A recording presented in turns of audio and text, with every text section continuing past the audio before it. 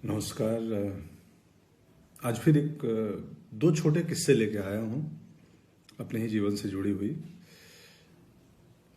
हम 2004 में मुंबई आए थे 16 अक्टूबर को सपत्नीक पत्नी के साथ, और ये तय करके आए थे कि अब अभिनेता बनना है, हिंदी सिनेमा में काम करना है तो मुंबई चलते हैं। मालूम था लड़ाई लंबी है, वक्त बहुत लगेगा, तो हमने तैयारी कर रखी थी पहले से। पत्नी को बोला था कि तुम बीएड कर लो ताकि शुरुआती में तुम कहीं टीचर की नौकरी कर लेना, और मुझे तो पता नहीं मेरा क्या होगा, कितना समय लगेगा। तो उतने दिन घर चलाने के लिए कोई तो एक कमाने वाला चाहिए, तो पत्नी ने बीएड कर लिया था और हम मुंबई आ गए। मुंबई आते हम शुरुआत के 2 महीने अपने दोस्त के घर पे रहे। भानु नाम है उसका, मेरा बैचमेट है भानु उदय। और हम अपने लिए घर खोजते रहे। फिर हमारे बजट के लिहाज से एक कांदीवली वेस्ट में एक छोटा सा घर मिल गया, जहां हम लोग आ गए, शिफ्ट हो गए।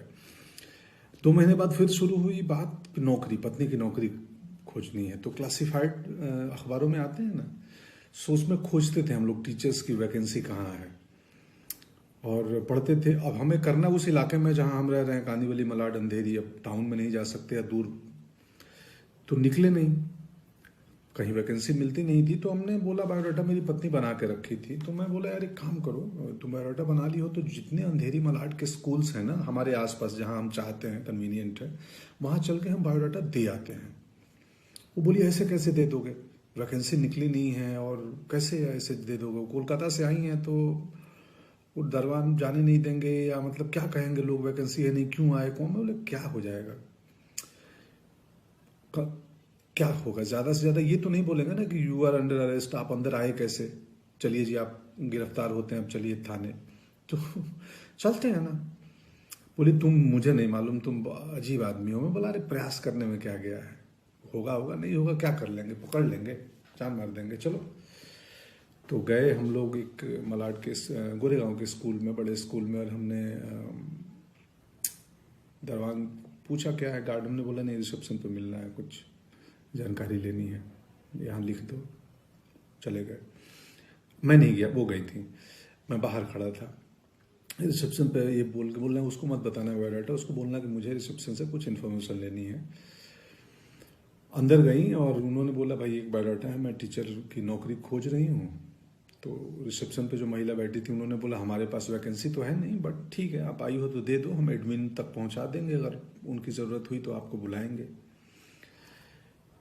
कट्टू सिनेमा वालों की भाषा है कट्टू, मतलब इसके बाद मैं एक दूसरी कहानी पे आता हूँ। बायोडाटा दे दिया, उस महिला ने बोला कि एडमिन तक खबर दे दूंगी, जरूरत पड़ी कभी लगी तो बुला देंगे। आ गई, बोले चलो ठीक है, बस हमने अपना काम कर लिया।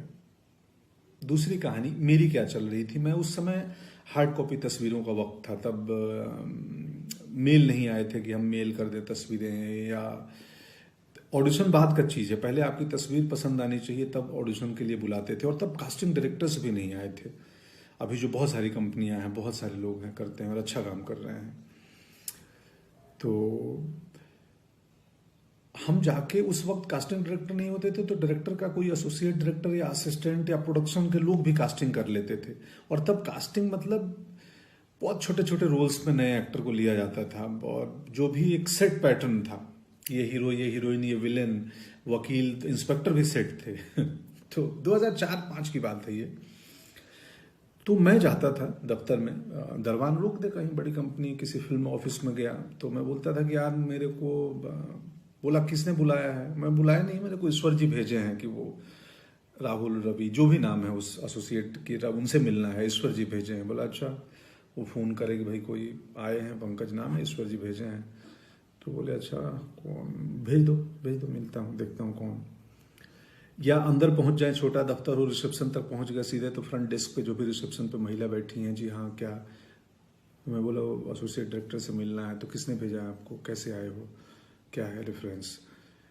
तो मैं तो बोलता था वैसे ही आया हूँ, लिफ्ट से आया हूँ अभी बस ऊपर। नहीं नहीं नहीं, यहाँ भेजा किसने है। मैं मतलब वो ईश्वर जी भेजे हैं बोल के उनसे।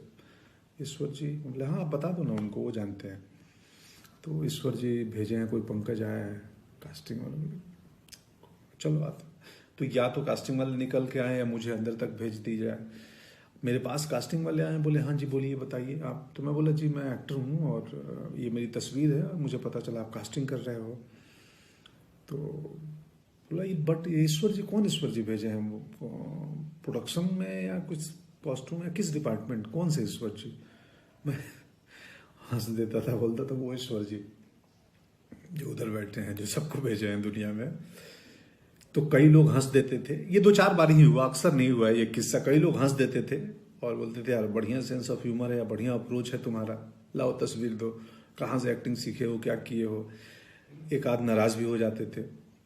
2-4 बार किया था ये। मुझे मेरे दोस्त आज ही फोन आया था दिन में, हेमंत का, तो उन्होंने बताया कि यार तुम याद है तेरे को, तो ईश्वर जी बोल के कहीं घुस जाते थे कि ईश्वर जी भेजे हैं।